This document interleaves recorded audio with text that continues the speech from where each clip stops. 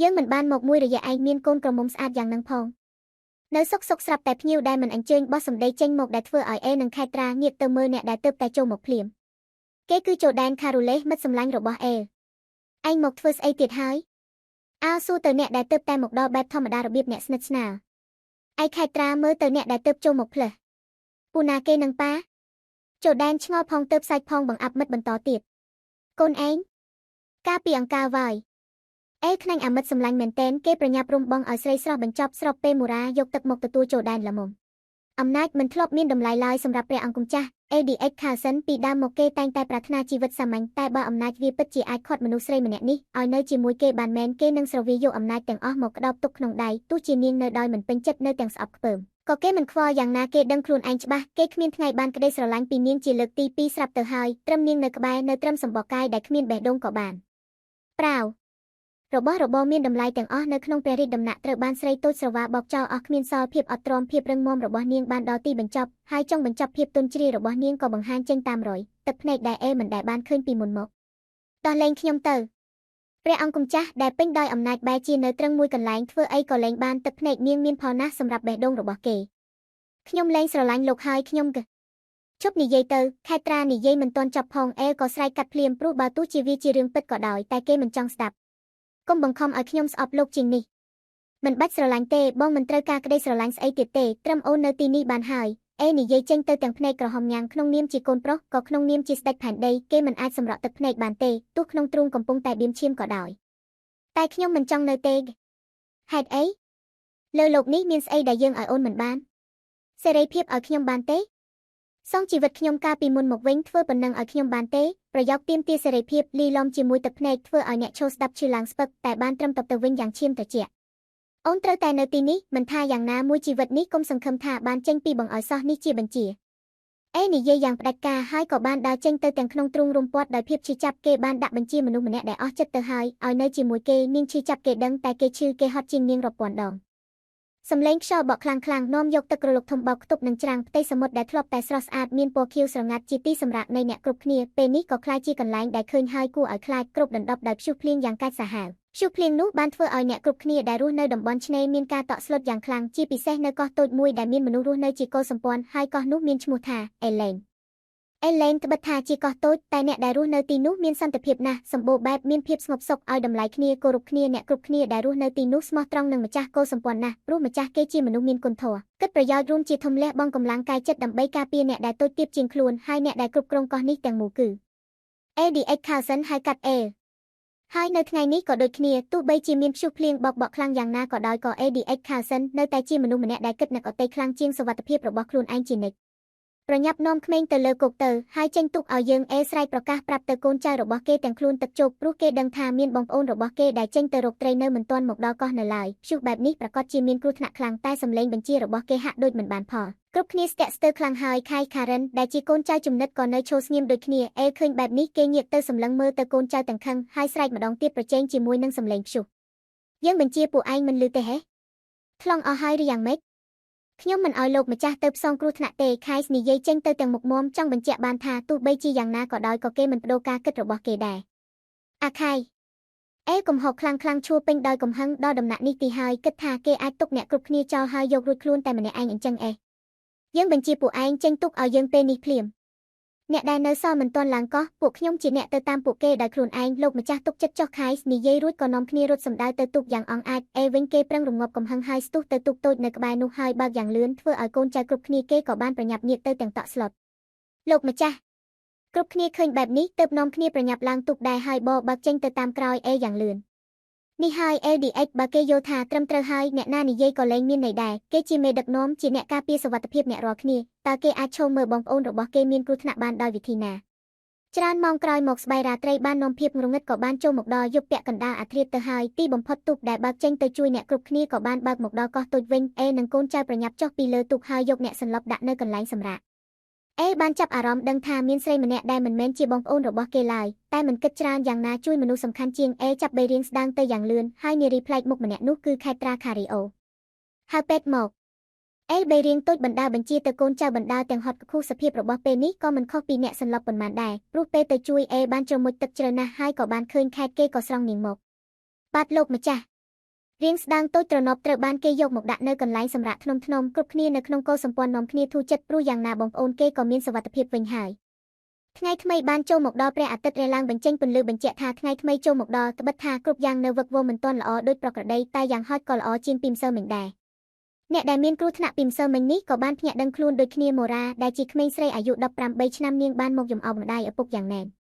ម៉ែពុកខ្ញុំខ្លាចណាស់ម៉ូរ៉ានិយាយបណ្ដាយំបណ្ដាទាំង3នាក់ឪពុកម្ដាយនិងកូនក៏បានបែរទៅក្រាបសំពះអ្នកដែលយកជីវិតទៅបដូរដើម្បីជួយអ្នករាល់គ្នាខ្ញុំអរគុណលោកម្ចាស់ណាស់ម៉ូរ៉ាអ្នកណាឲ្យអញចុះទូកអេមិនខ្វល់ពីការអរគុណតែបែរជាសួរបកមកវិញនៅសំណួរផ្សេងធ្វើឲ្យម៉ូរ៉ាបានត្រឹមតែអន់មុខចុះយ៉ាងដឹងខុសខ្ញុំដឹងខុសហើយលោកម្ចាស់ម៉ូរ៉ានិយាយទាំងខ្សឹបខ្សួលព្រោះតាំងពីដើមមកអ្នកដែលចេញទៅរកត្រីគឺមានតែប្រុសប៉ុណ្ណោះតែនាងចេះចង់ចេញទៅលេងទើបសុំបងប្រុសទៅជាមួយដែរ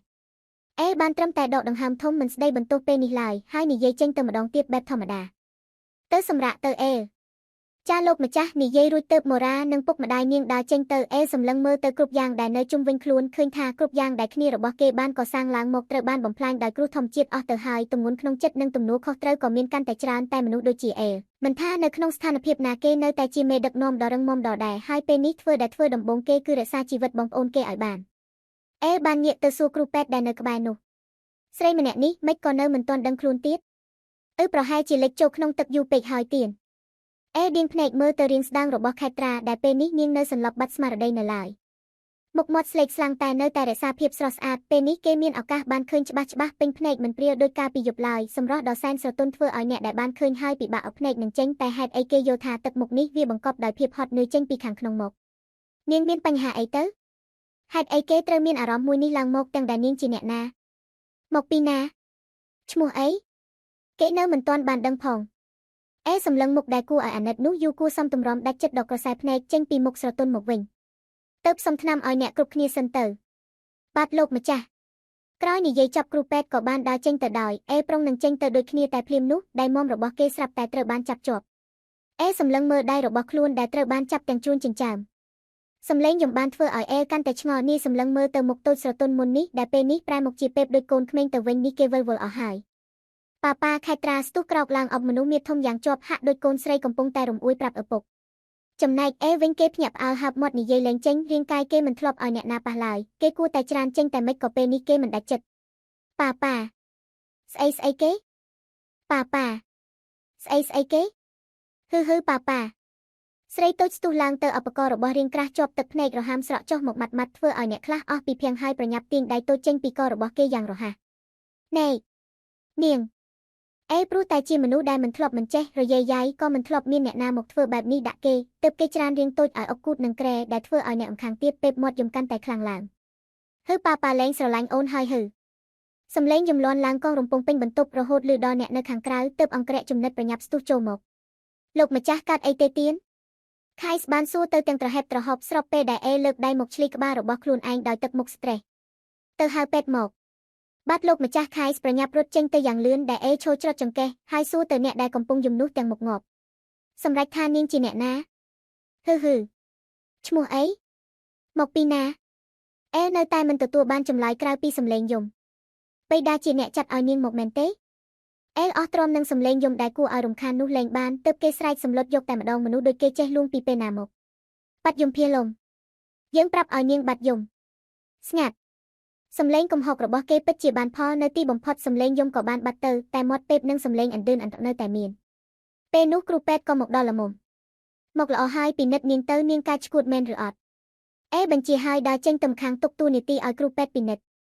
គ្រូពេទ្យចំណាយពេលអស់ចិត្តកន្លះម៉ោងតែនៅតែមិនបានឃើញអ្វីខុសប្រក្រតីឡើយលោកម្ចាស់បើតាមការសន្និដ្ឋានស្រីម្នាក់នេះប្រហែលជាទង្គិចក្បាលខ្លាំង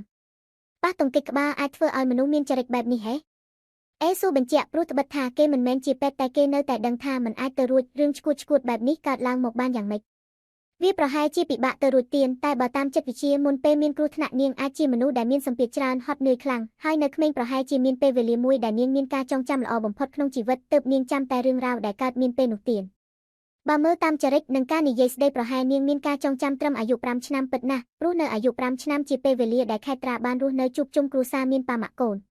ក៏ជាពេលដែលនាងរីករាយបំផុតក្នុងជីវិតសម្ដីដ៏វែងអន្លាយរបស់គ្រូពេទ្យបានធ្វើឲ្យអេពិបាកនឹងជឿគេបានក្រលៀសភ្នែកមើលទៅនាងតូចបន្តិចដែលពេលនេះគិតតែអង្គុយធ្វើមុខពេបដាក់គេ ហើយពេលណានាងអាចធម្មតាវិញមិនប្រកាសទេទៀនអាស្រ័យផ្លូវចិត្តរបស់នាងរៀងក្រាស់មិនមាត់បានត្រឹមបោះជំហានវែងដើរចេញហើយមកអង្គុយនៅទៅធ្វើការទាំងមុខក្រមៅដែលចាប់កាន់ឯកសារតែក្នុងចិត្តមិនបាននៅជាមួយការងារសោះនេះកើតរឿងឈួតស្អីចំពោះគេនៅសុកស្រាប់តែមានអ្នកណាម្នាក់មកហៅគេថាប៉ាអញ្ចឹងមិនសមរឿងសោះសំឡេងគូទ្វារបានធ្វើឲ្យភ្ញាក់ពីការគិតទាំងឡាយហើយមកចាប់អារម្មណ៍នឹងការងារវិញចូលមកលោកម្ចាស់ខៃស្បានដើរចូលមកព្រមជាមួយនឹងសម្បត្តិមួយច្បាប់ដាក់នៅចំពោះមុខរបស់ម្ចាស់កោសម្ព័ន្ធក៏ប្រញាប់យកវាទៅអានបន្ទាប់ពីអានចប់ទឹកមុខរបស់ក៏ប្រែជាកាច់ឡើងមកភ្លាមបីតាលេងដល់ថ្នាក់នឹងផងអ្នកដែលយកសម្បត្តិមកឲ្យបានបញ្ជាក់ថាបើលោកម្ចាស់មិនត្រឡប់ទៅរាជវាំងវិញព្រះអង្គទ្រង់នឹងបំផ្លាញចោលឲ្យអស់រាល់ក្រុមហ៊ុនផលិតអាវុធរបស់លោកម្ចាស់មិនលើកលែងសំបីតែភ្នូអ្នកនាងខាធីរ៉ាទៀននៅស្ងៀមមិនតបតែទឹកមុខនឹងខ្សែភ្នែកបង្កប់នៅកំហឹងដែលចេញពីខាងក្នុងមកយ៉ាងច្រាស់ច្រារឿងកន្លងទៅច្រើនឆ្នាំមកហើយតែនៅតែធ្វើឲ្យគេឈឺខ្លាំងដូចដើមពិតណាស់មិនមែនត្រឹមតែជាម្ចាស់កោសម្ព័ន្ធនៅលើកោះនេះតែប៉ុណ្ណោះទេគេមានសាច់សាលោហិតរបស់រាជវង្សក៏ជាម្ចាស់ក្រុមហ៊ុនផលិតអាវុធយ៉ាងធំនៅឡាវេហ្គាសផងដែរតែព្រោះតែការបាត់អស់គ្រប់យ៉ាងត្រឹមមួយប៉ព្រិចភ្នែកទាំងកូនទាំងមនុស្សស្រីដែលគេស្រឡាញ់ខ្លាំងបំផុត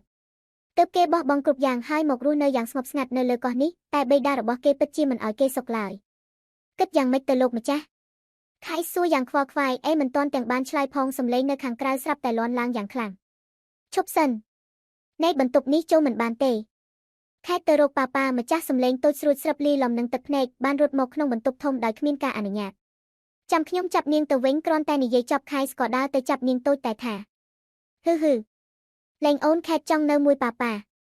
ដោយសំឡេងយំលាន់កាន់តែខ្លាំងឡើងទើបស្រែកកាត់ភ្លាមបានហើយពួកឯងចេញទៅបាត់លោកម្ចាស់ខៃស្នឹងអង្គរៈផ្សេងទៀតដើរចេញទៅទាំងស្ទាក់ស្ទើរមិនមែនគេខ្វាយខ្វល់នឹងអ្នកកំឡុះទេតែនឹកអាណិតនាងតូចដែលត្រូវនៅជាមួយសាតានដែលកំពុងតែមួម៉ៅថាមិនត្រូវនាងអាចខ្ទេចក៏ថាបានក្រោយពីលែងសល់អ្នកណានៅក្នុងបន្ទប់ហើយនាងក្រមុំដែលស្ថិតនៅក្នុងការចងចាំត្រឹមអាយុ5ឆ្នាំបានរត់ស្ទុះវឹងទៅអង្គុយលើភ្លៅរឹងមាំដោយគ្មានការអនុញ្ញាតមុខតូចពេលនេះញញឹមសឹងតែរហែកមាត់ទាំងដែលនៅមានទឹកភ្នែកជោគថ្ពាល់នៅឡើយប៉ាឲ្យខេតអាប់សុកណាស់ដកដង្ហើមធំយ៉ាងធុញទ្រាន់ចុះខេតត្រាមិនបានចុះតាមបញ្ជាឡើយក្បាលតូចក្រវីសឹងតែដាច់ដៃតូចរឹតគេកាន់តែជាប់ព្រោះខ្លាចគេលើកចុះខ្ញុំគ្មានពេលឈួតជាមួយនាងទេតែខេតចង់លេងមួយប៉ានិយាយមិនទាន់ចប់ផងកាយតូចច្រឡឹងស្រាប់តែត្រូវបានគេចាប់ឲ្យក្រោកឡើងយ៉ាងភ័យប្រៀបដូចនាងជាសម្លៃស្មាតូចរបស់នាងក្រមុំត្រូវបានគេចាប់មួយទំហឹងឲ្យបែរមុខទៅសម្លឹងគេខេតត្រាពេលនេះមានសភាពមិនខុសពីកូនសត្វពេលប៉ះនឹងកែវភ្នែកដែលពេញដោយភាពកំណាចបីតាប្រើឲ្យនាងមកមែនទេនាងមកស៊ើបការពីយើងប្រាប់នាងលេងខុសមនុស្សហើយអួយហឺខេតឈឺណាស់ប៉ាឈប់ឈួតទ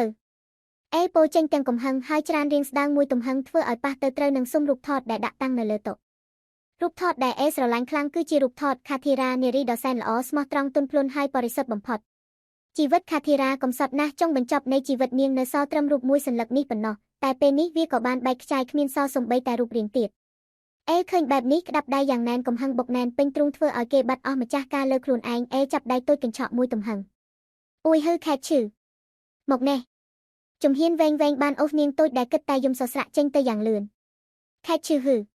ប្រុសរៀងស្ដាងត្រូវបានគេក្រវ៉ាត់មួយទំហឹងលើខ្សាច់ចេញទៅកន្លែងរបស់នាងទៅមិនអញ្ចឹងយើងក្រវ៉ាត់នាងចូលក្នុងសមុទ្រមិនខាននិយាយចប់ម្ចាស់កោសម្ព័ន្ធដើរចេញភ្លាមទាំងក្តៅក្នុងទ្រូងខណ្ឌដែលនាងតូចនៅអង្គុយស្រែកយំតែម្នាក់ឯងមិនដឹងថាទៅធ្វើអីបន្តមិនដឹងទៅពឹងអ្នកណាមនុស្សដែលម្នាក់ដែលនាងចាំថាជាប៉ាពេលនេះប៉ាក៏លែងខ្វល់នឹងនាងទៅហើយកន្លងទៅជាច្រើនម៉ោងសំឡេងផ្គររន្ទះលាន់ឡើងអំដោយសូរសំនៀងរបស់ទឹកភ្លៀងដែលស្រក់ចុះមកយ៉ាងខ្លាំងទៅតាមបែបបទនៃតំបន់សមុទ្រដែលពេលនេះនៅក្នុងបន្ទប់ព្រៀបនឹងសម្រាប់ទៅហើយបន្ទាប់ពីចាត់ការងារដ៏សែនស្មុគស្មាញរបស់ខ្លួនរួចរាល់តែខ្នងនៅមិនទាន់ដល់ពុះផងសំឡេងទឹកភ្លៀងដែលធ្លាក់មកកាន់តែខ្លាំងទៅបានធ្វើឲ្យគេក្រោកឡើងមកវិញហើយសម្លឹងមើលទៅម៉ោងដែលព្យួរនៅជញ្ជាំង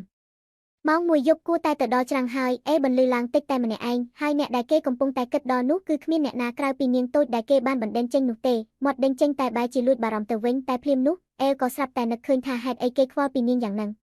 ពាក់ព័ន្ធស្អីនឹងឯងដែរក្រវីក្បាលបណ្ដេញអស់រាល់ការគិតទាំងឡាយដែលមិនគួរមាននៅក្នុងខួរក្បាលរបស់គេហើយក៏ដាក់ខ្លួនសម្រាកទៅតែចិត្តជាសុភាពបុរសបានធ្វើឲ្យគេមិនស្រណុកក្នុងចិត្តគេកាន់តែធ្មេចភ្នែកដេកកាន់តែរស័ព្ទរសល់ចុះបើក្មេងឈួតនោះពិតជាមិនដឹងអីមែននោះគ្រាន់តែគិតបានត្រឹមនឹងប្រញាប់ស្ទុះក្រោកឡើងយ៉ាងរហ័សរត់សម្ដៅទៅឆ្នេរខ្សាច់ដោយមិនបង្អង់នៅឆ្នេរខ្សាច់ដល់វឹងល្វើយស្ងាត់អស់រាល់វត្តមានមនុស្សនៅសល់តែសម្លឹងផ្គររន្ទះខ្លាំងតែនៅកន្លែងវាលដ៏សែនស្ងាត់បែរជាមានរាងស្ដើងអង្គុយអប់ជង្គង់យំនៅទីនោះទៅវិញ គ្រាន់តែក្រឡេកឃើញហើយគេស្ទុះរត់សម្ដៅទៅរកនាងតូចភ្លាមគេមិនស្មានថានាងនៅតែអង្គុយត្រង់នេះសោះបើថាមិនចេញទុកទៅតាមដែលគេប្រាប់តែយ៉ាងហោចនាងក៏គួរតែរកកន្លែងជ្រកភ្លៀងដែរតែនេះស្អីណែនាងយ៉ាងម៉េចហើយអង្រួនខ្លួនតូចតិចទាំងបារម្ភនឹងដឹងខុសពេញទំហឹងហើយកាន់តែយ៉ាប់ទៀតនោះគេចាប់អារម្មណ៍ដឹងថាខ្លួនតូចពេលនេះខ្សោយខ្លាំងណាស់ខេត្រាដែលពេលនេះអង្គុយអប់ខ្លួនឡើងញ័រតូចត្រើតបានត្រឹមបើកភ្នែកព្រឹមមើលទៅអ្នកដែលទុកខ្លួនចោលទាំងមុខពេបបានតែបន្តិចក្រោយមកខេត្រាក៏បានសន្លប់បាត់ស្មារតីបាត់ទៅដោយសារតែអំណាចនៃដំណក់ទឹកភ្នែកណែនាងឃើញបែបនេះហើយប្រញាប់ចាប់បីស្រីស្រស់ចេញទៅកន្លែងសម្រាកយ៉ាងលឿនបានបីនាងតូចចូលមកដល់កន្លែងសម្រាកដែលធ្វើឲ្យអ្នកបម្រើទាំងអស់ផ្អើលចេញមកមើលដូចគ្នាលោកម្ចាស់នេះខៃមិនទាន់ទាំងបានបោះសំណួរចេញទៅផងក៏បញ្ជាកាត់បាត់ទៅហើយហៅពេទ្យមកបាទលោកម្ចាស់អង្គរៈរូបស្រស់បានស្ទុះចេញទៅយ៉ាងលឿនចំណែកបានត្រឹមអង្រួនដៃតូចតិចគេដឹងដល់ភាពត្រជាក់ល្អោកដែលមាននៅក្នុងខ្លួននាងធ្វើឲ្យគេកាន់តែធ្ងន់ក្នុងចិត្តមិនគួរណាឆេវឆាវដល់ថ្នាក់នេះសោះលោកម្ចាស់គ្រូពេទ្យមកហើយទៀនបានត្រឡប់មកវិញជាមួយគ្រូពេទ្យប្រចាំកោះខិតចេញបន្តិចដើម្បីឲ្យពេទ្យធ្វើការអំឡុងនោះអ្នកបម្រើនៅក្នុងកោះទាំងអស់សុទ្ធតែទន្ទឹងចាំមើលអាការនាងតូចទាំងបារម្ភហើយក៏ពេញដោយការអាណិតយ៉ាងម៉េចហើយបន្ទាប់ពីឲ្យពេទ្យពិនិត្យមើលឲ្យពេលយូរគួរសមពេលនេះសម្លេងមនុស្សមានអំណាចបំផុតនៅលើកោះនេះក៏បានបោះចេញទៅកាត់អស់ភាពស្ងប់ស្ងាត់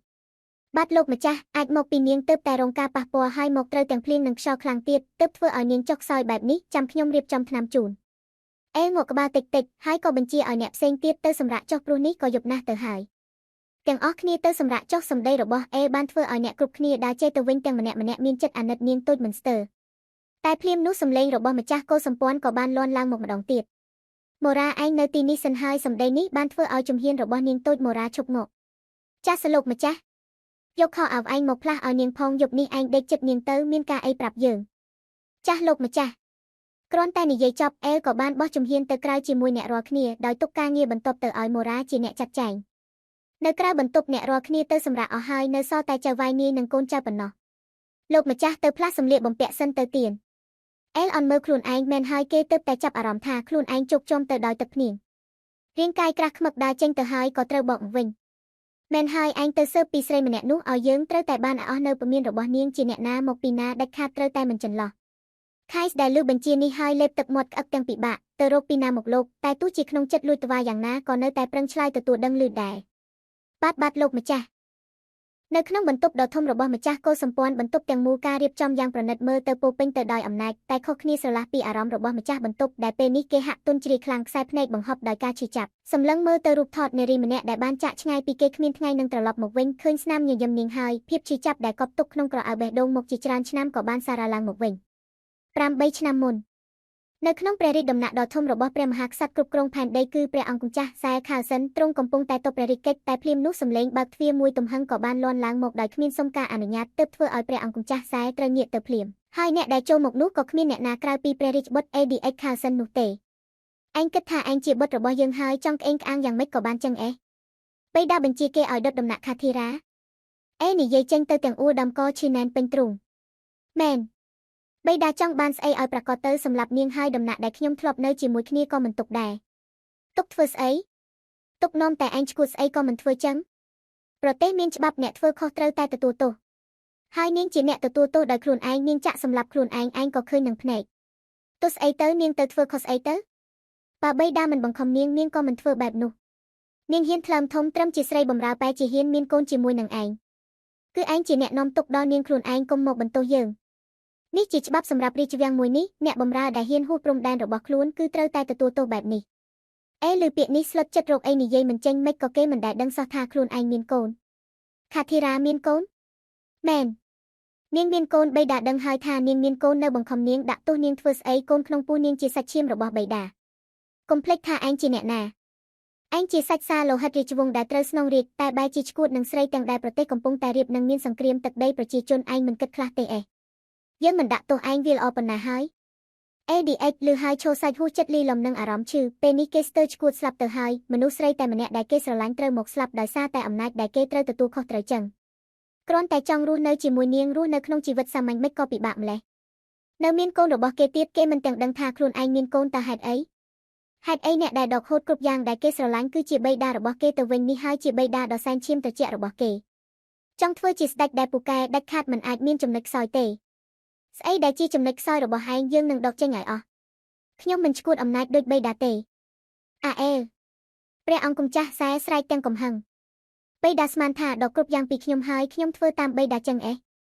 តាំងពីដើមមកខ្ញុំមិនធ្លាប់ចង់ធ្វើស្ដេចស្អីនោះទេនិយាយចប់ ADX ក៏ដើរចេញទៅវិញទាំងអ៊ូណែនពេញទ្រូងឈីចាប់ពេលបាត់បង់មនុស្សដែលខ្លួនស្រឡាញ់រូបភាពដែលនាងយំលីគេរូបភាពដែលនាងចាក់ខ្លួនឯងនៅជាប់នឹងភ្នែកគេនៅឡើយហើយថែមទាំងពេលនេះដឹងថានាងមានផ្ទៃពោះទៀតគេកាន់តែពើផ្សារនាងប្រកាសជាចង់ការពារគេហើយទើបរើសផ្លូវស្លាប់ជាមួយនឹងកូនក្នុងចិត្តខឹងណាស់ស្អប់ណាស់ចង់សងសឹកឲ្យនាងនឹងកូនតែគេលើកដៃសងសឹកយ៉ាងម៉េចទៅបើបុរសម្នាក់នោះជាបិតារបស់គេ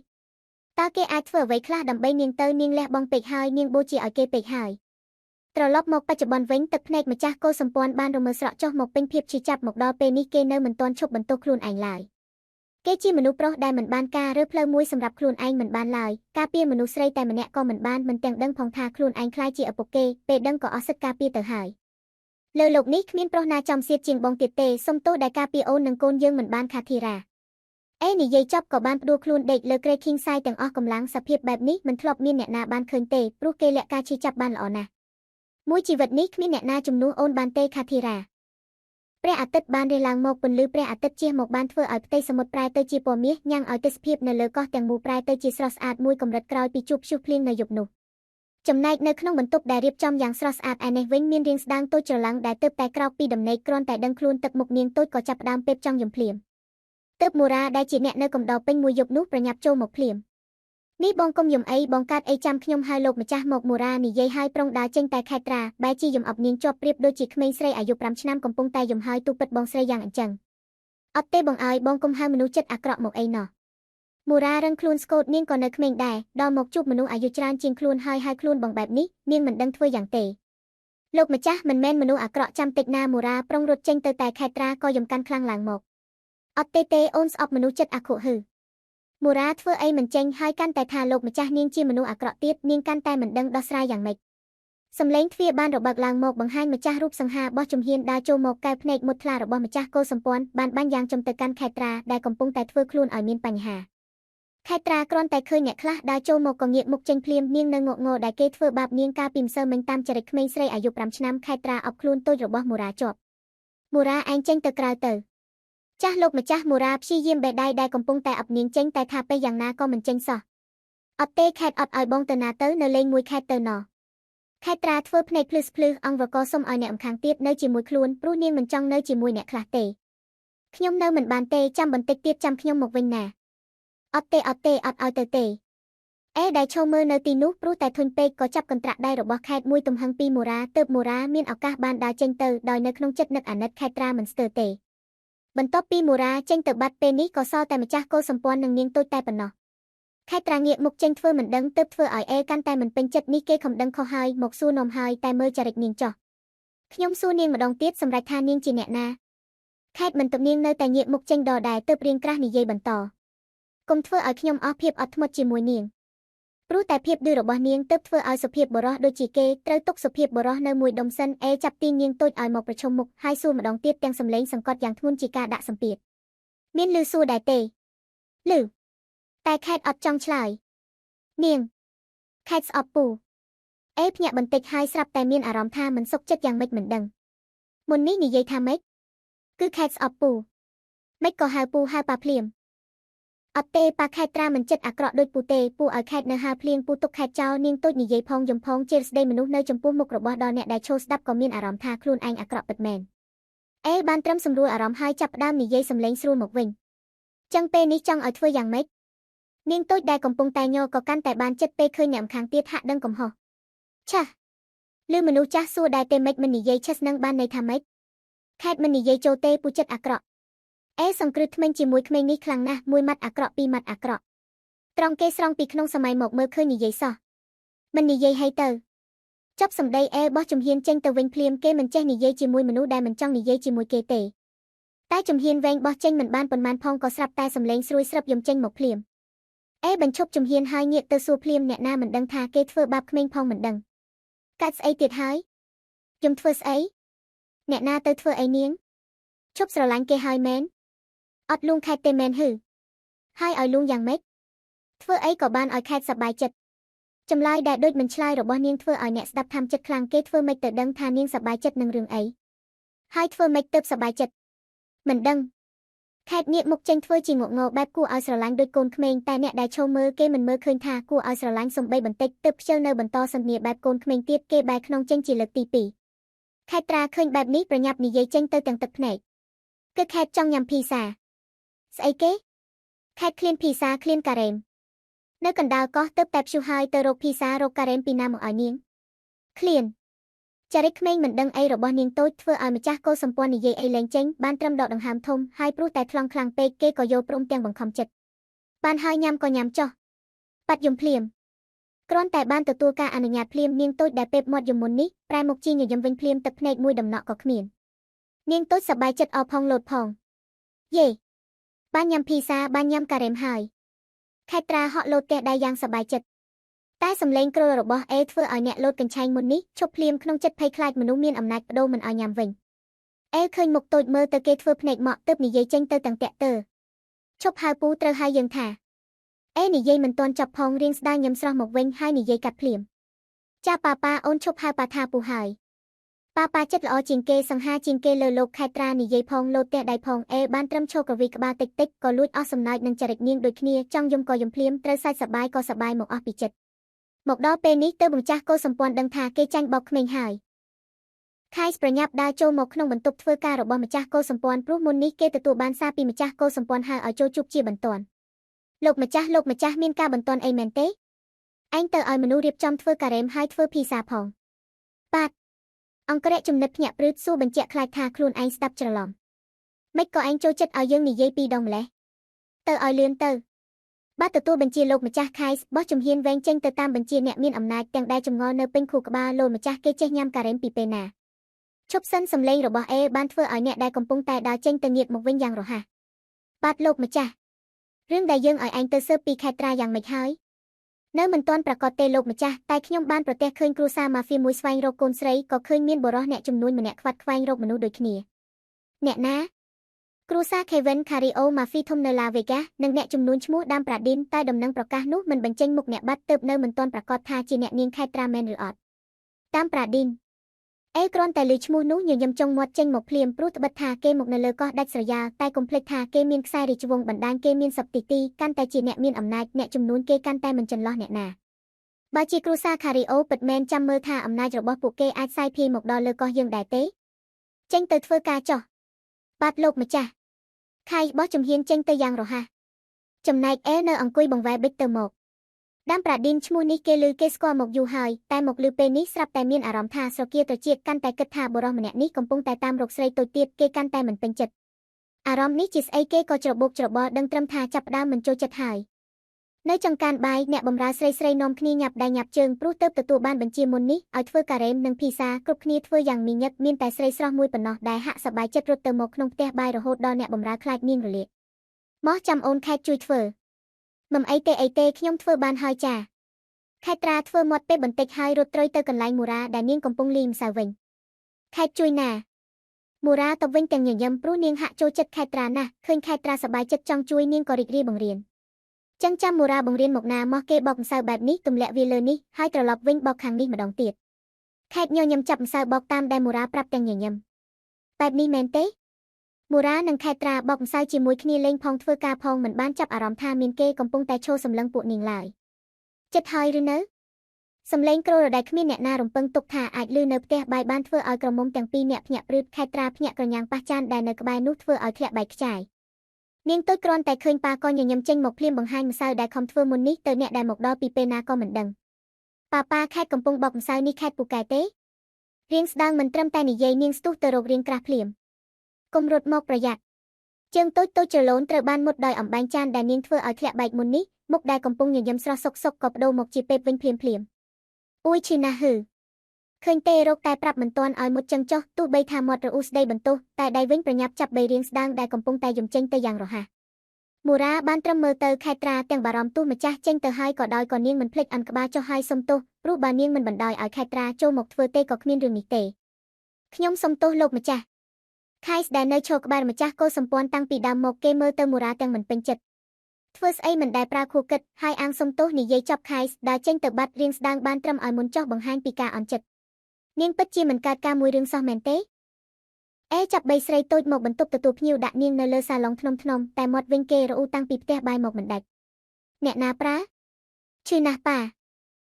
ក្រោកដើរចេញតម្រង់ទៅយកថ្នាំមកលាងរបួសឲ្យនាងតែម្រាមដៃតូចស្រវាចាប់គេជាប់មើលតាមខ្សែភ្នែកក្រឡងឡងក៏ដឹងថានាងឈឺប៉ុណ្ណាប៉ាទៅណានៅត្រង់នឹងហើយចាំទៅយកថ្នាំមកលាបឲ្យបេះដៃតូចចេញហើយប្រញាប់ទៅយកថ្នាំមកលាបឲ្យនាងមួយផ្លែតក្រោយមកអ្នកកំឡោះត្រឡប់មកវិញជាមួយថ្នាំមួយប្រអប់បានយកអាកុលចេញមកហើយងាកទៅនិយាយជាមួយខេត្រាវាឈឺតិចត្រមមួយផ្លែតឬទេអត់ទេឈឺកំពុងតែជួយឲ្យឆាប់បាត់ឈឺហើយនៅឲ្យស្ងៀមនិយាយចាប់ជើងខេត្រាយ៉ាងជាប់ហើយចាក់ទឹកអាកុលលើរបួសធ្វើឲ្យនាងតូចស្រែកចែកអូយប៉ាឈឺឈឺណាស់ប៉ា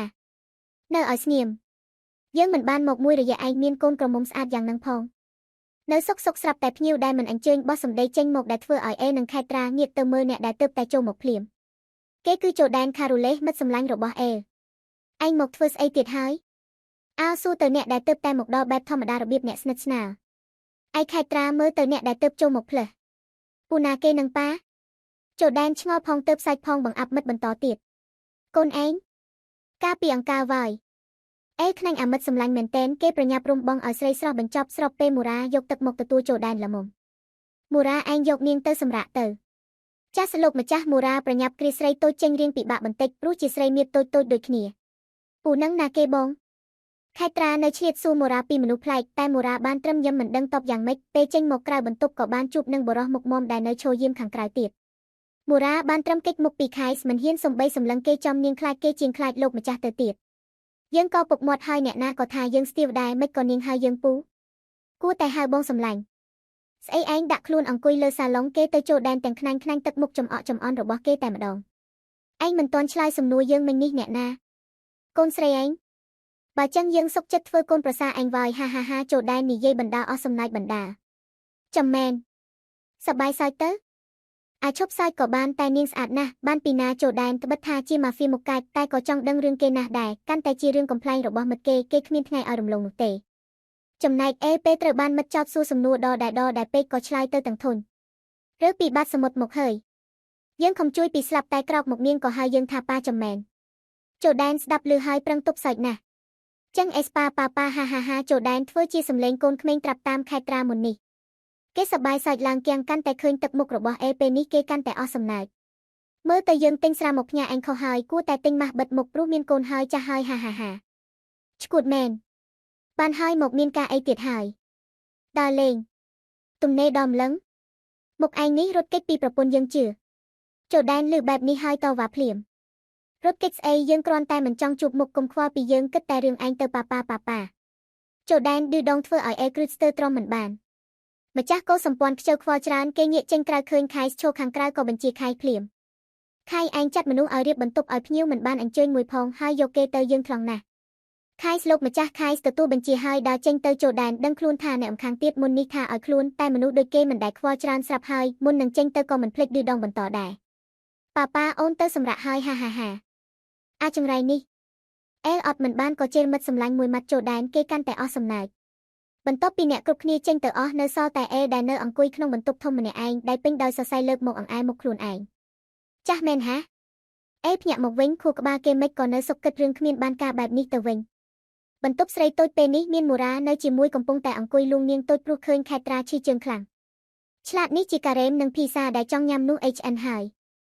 អូនលែងចង់ញ៉ាំហើយអូនឈឺជើងខេត្រាមិនត្រឹមតែនិយាយទេគឺនាងលើកជើងតូចមកបង្ហាញទៀតផងគេមិនឲ្យលើកជើងបែបនេះអត់ល្អខេត្រាដាក់ជើងចុះវិញស្របពេលនោះដើរចូលមកក្រែងថាឃ្លានណាស់របស់ឆ្អិនហើយមិនញ៉ាំមូរ៉ាដឹងតួនាទីនាងប្រញាប់ដកខ្លួនចេញខេត្រាពេលអស់អ្នកណានៅការពារហើយបានត្រឹមអន់មុខចុះអូនឈឺរោគរឿងច្រើនណាស់ប៉ាកុំកាច់ខ្ញុំមិនមែនប៉ានាងទេឈប់ហៅខ្ញុំប៉ាប្រាប់ហើយខ្ញុំមិនមែនប៉ានាងទេអាយុខ្ញុំអាចធ្វើប្តីនាងបាន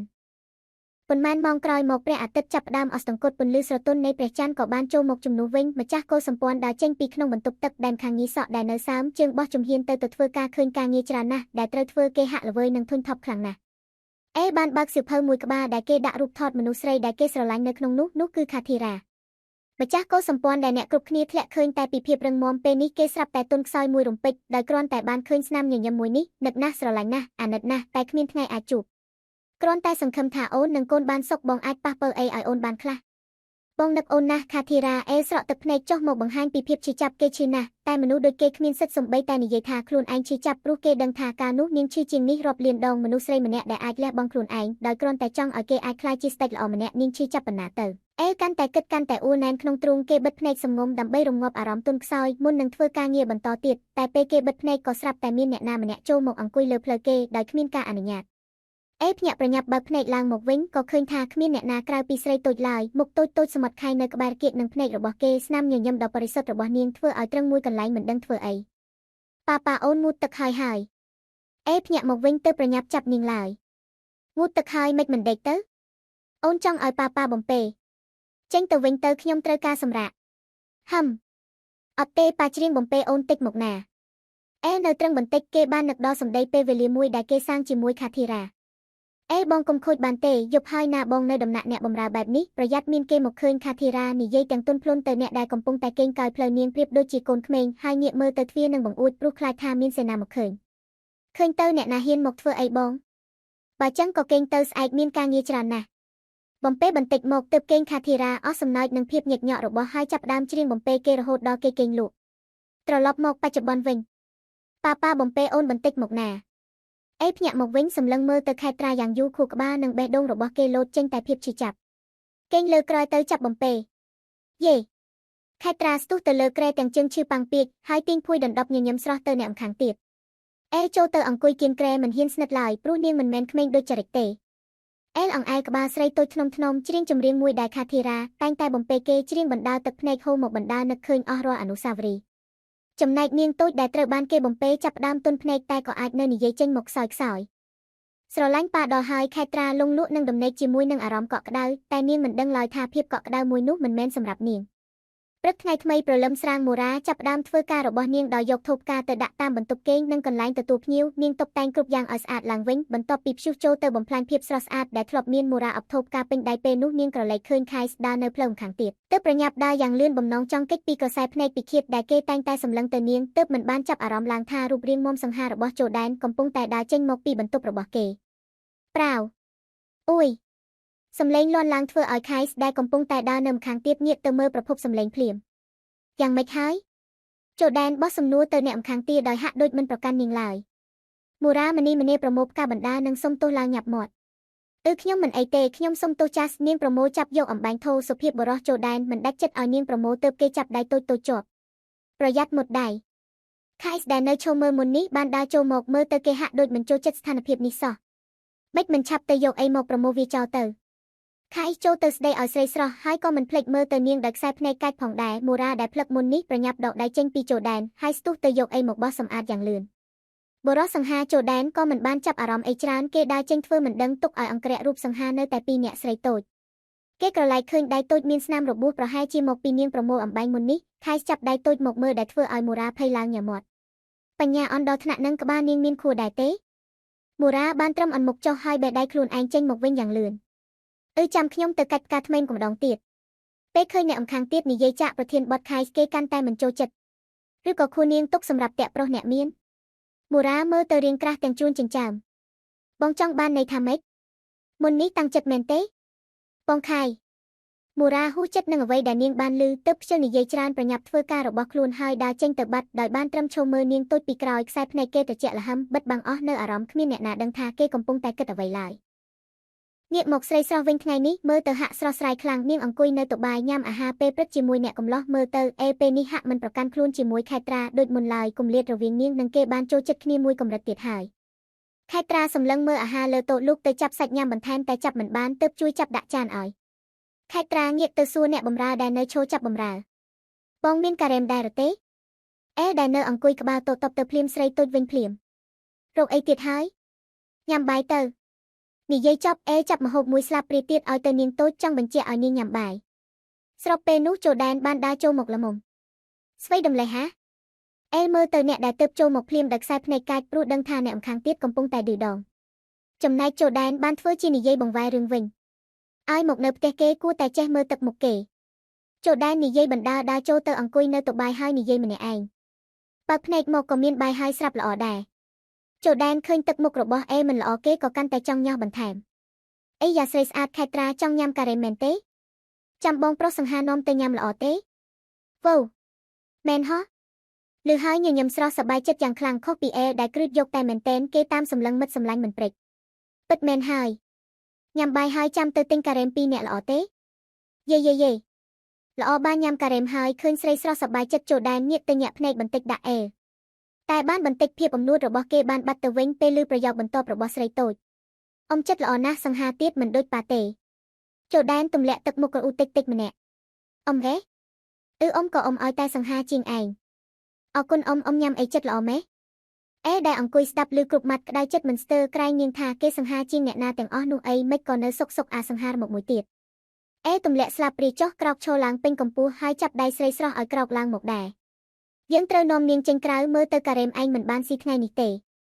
ប៉ានាំខេតទៅណាតើលេងអូដៃតូចឲ្យដើរតាមខ្លួនឯងរៀងស្ដាងគ្រាន់តែឮថាហើយលេងក៏ប្រញាប់រត់តាមគេមិនពិបាកឲ្យគេអូសឡើយយេប៉ានាំខេតដើរលេងមែន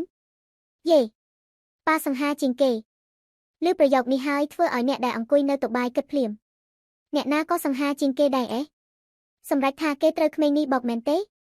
អេចាប់បីរៀងស្ដាងរបស់ខេត្រាឡើងលើនាវាហើយងាកទៅបញ្ជាខៃ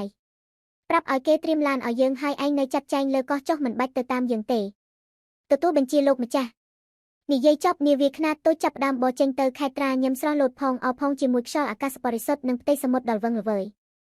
ស្អាតណាស់ប៉ាវ៉ូអង្គុយឲ្យស្ងៀមបន្តិចទៅតិចធ្លាក់ចូលទឹកទៀតតែរៀងស្ដាងមិនបានចាប់អារម្មណ៍នឹងសម្ដីអ្នកមានអំណាចឡើយព្រោះរវល់សប្បាយខ្លាំងនឹងទេសភាពដែលមានចំពោះមុខប្រាប់ឲ្យនៅឲ្យស្ងៀមឬទេពោលទុកឥឡូវហើយអូនចង់ដើរទៅលេងនៅខាងមុខនោះប៉ាមិនអោយនិយាយមិនទាន់ចប់ផងស្រាប់តែស្រីតូចរត់ត្រុយទៅដល់បង្កាន់ដៃទុកបាត់ខេត្រាលោតចុះឡើងលើកដៃបក់ទៅបក់មកហូស្អាតណាស់ប៉ាឲ្យប៉ាមកខាងមុខនេះមកអេមើលទៅនាងតូចខ្លាចនាងធ្លាក់ទឹកសមុទ្រទៅប្រញាប់ចេញទៅស្ដាប់គ្នាមិនបានមែនទេតិចធ្លាក់មកនេះអេចាប់អូសដៃនាងមកវិញតែមើលទៅអ្នកម្ខាងទៀតហាក់ដូចនៅក្រាញនោនាមកសោះទើបអេចាប់បីរៀងតូចឡើងមកមើលទៅហាក់ដូចលើកសម្លៃហើយចូលទៅកន្លែងអង្គុយវិញអង្គុយត្រង់នឹងហើយអេដាក់ខ្លួនអង្គុយនៅក្បែរខេត្រាតែព្រោះកំពុងទ្វង់វែងនឹងទឹកសមុទ្រខ្លាំងនាងក៏បានក្រោកប្រុងនឹងទៅទៀតតែលើកនេះរៀងធំពេញដោយសរសៃបានចាប់ដៃរបស់នាងជាប់ហើយទាញស្រីស្រស់មកអង្គុយលើភ្លៅតែម្ដងដៃទាំងសងខាងពាត់ចង្កេះតូចជាប់ធ្វើឲ្យអ្នកខ្លះរើខ្លួនមិនរួចប៉ាហោ